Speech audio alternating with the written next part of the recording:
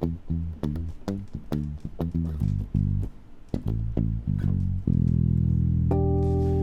bass family, and welcome to Everything Bass. This is the follow-up video to the video where I was teaching you how to cool tips and tricks to memorize the sharp keys, the circle of fifths. Today we're going to turn our focus on the flat keys, flat major keys, the circle of fourths.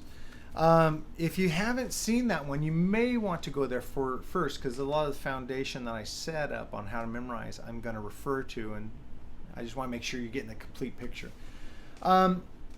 Memorizing the flat keys, man, there's a beautiful way right at our fingertips, literally, for us to remember it. And that is that we call them the circle of fourths because of the root movement of the keys, the order of the keys. What flat key has just one flat? Then what flat key has two flats? What flat key has three flats? So that's what we refer to as the order of the keys, because they incrementally get one flat added to each subsequent key. Our bass can help us with this. If we go to the F, and we know that F has one flat, or now you do if you didn't, and that's, so let me play the F major scale because it's synonymous to the F major key. The notes in the F major scale are the notes in the F major key. F, G, A, B flat, C, D, E, F. Now you notice I said one flat. It's on the perfect fourth. It's the B flat. Now, when you want to know what key has two flats, we just go up a fourth to B flat. So we go B flat, C, D, E flat, F, G, A, B flat. So you notice we had B flat and E flat. Those are our two flats. If we go up a fourth again to E flat, now just so you can visualize it, I'm going to come up here. But we play an E flat scale, you'll notice that now we have three flats.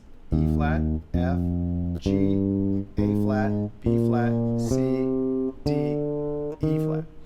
Now, for the sake of kind of making this not a super long video, we can actually extrapolate that throughout the entire bass. We got F, B flat, E flat, A flat. Now, if you had an six-string bass, seven-string bass, you could keep going. But let's just transpose this A flat to here. A flat. The next one would be D flat. All right. And the next one would be G flat. And then, of course, we'd have C flat, which is every note's flatted. So a lot of times we don't really study that or include that because there's anyway. I'm just going to stop with G flat. Now there's a couple. So let's just run that through. If we go on our bass, F has one flat, B flat has two flats, E flat has three flats, A flat has four flats, and we're going to move to this A flat. We got D flat and then G flat. And they incrementally go up like that. Now the cool part about it is if we look at the order of the keys, F major all the way to G flat major, we know it spells, if you take F, then the word bead, B-E-A-D, make them all flatted, B flat, E flat, A flat, D flat, and G flat. So F, bead, G. That little mnemonic can help. Now some people say, okay, I know F has one flat, the word bead, but how do I remember that the G flat is there? Well, it's alphabetically after the F. So F, the word bead, we take the word bead out, we got G flat. So F, G. So F, bead, G. Just saying that, walking around, driving to work, sitting, at home after dinner, just going F, B flat, E flat, A flat, D flat, G flat. That's the order of the flats there. That helped me a lot. Now, here's the little cool thing about using the English language. If you look at the order the flats come in, B flat is first, then E flat comes in, so it's B flat and E flat. Then it's B flat, E flat, A. You're spelling the word bead again. See how there's a lot of synchronicity to learning music that makes it so it's not such a big unwieldy concept to learn. So you have B flat, E flat, A flat, D flat, G flat, and you can see that the way the order goes, they progress in fourths, which is cool. And that makes it easier to use your fingerboard to remind you what notes are flatted in each key. Yeah, and as I suggested with the sharp keys, one of the best ways is simply enough to make yourself some old-fashioned flashcards. Pick up some 5x7 index cards. I know even like the 99-cent store will have them for 99 cents. But just go home and write, if you're a sight reading bassist, I mentioned this in the other video, but write the actual music staff just by freehand. You don't have to get fancy. And put this, get used to seeing which line or space the actual accidental shows up. Put one flat there on the B line, and you realize, okay, one flat, B flat, that's the key of F. Then put a B flat and an E flat, okay, that's the key of B flat. On the other side, so let's just say we did the key of F. You put the key signature for F, turn it over, say key of F major, 1 flat equals B flat. And then do that for all the keys.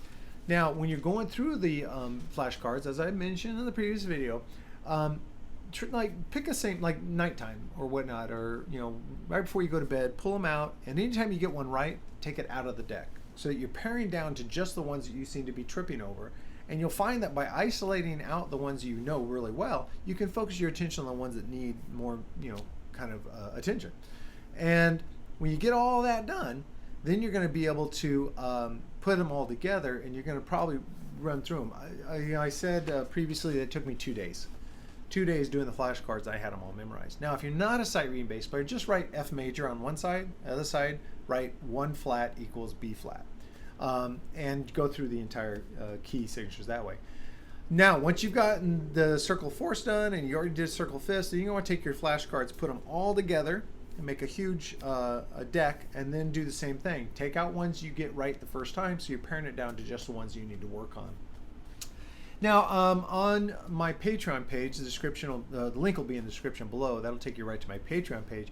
If you're a Backstage Pass member, go to the post called "Learning Your Flat Keys," and there's going to be a chart I make, because I made these when I was first learning this, and I realized that there's a neat pattern to it. The new flat always comes on the 4th step. Like if we look at the F major scale, F, G, A, B flat.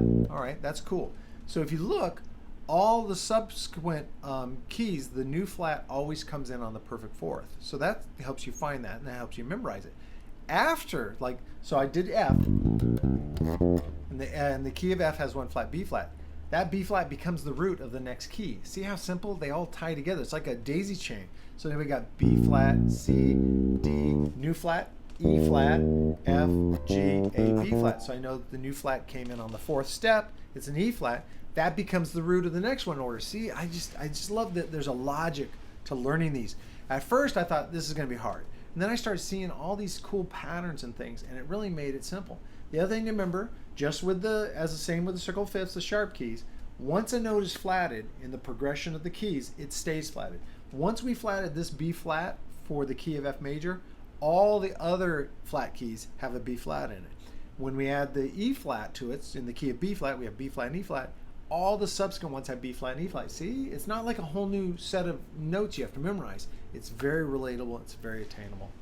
All right, guys, how did I do? Do these suggestions help you by using your bass to kind of like see the pattern on the fingerboard? Does that help you memorize the orders? What about the chart? What about flashcards? Anything I missed? Or if you already learned them, maybe you had a teacher show you, or you came up with a new process or a different process from mine, I would love to hear it. As a teacher, I'm always looking for new ways to explain something to somebody. So please, in the comments below, share your concepts for how you memorize the keys. I would be indebted to you forever. I would love that. Thank you so much. Guys, as always, thank you for joining me on this time. Thank you for your comments. Thank you for your subscriptions. The subscriptions, we're nearing 1,000. So if you haven't subscribed yet, it's a really cool family to belong to. And subscribing to the YouTube channel, absolutely free. Just go down, scroll down, find the subscribe button, hit that, and then right next to it, you'll see a little icon of a bell. Tap that, and you'll be notified every time I post.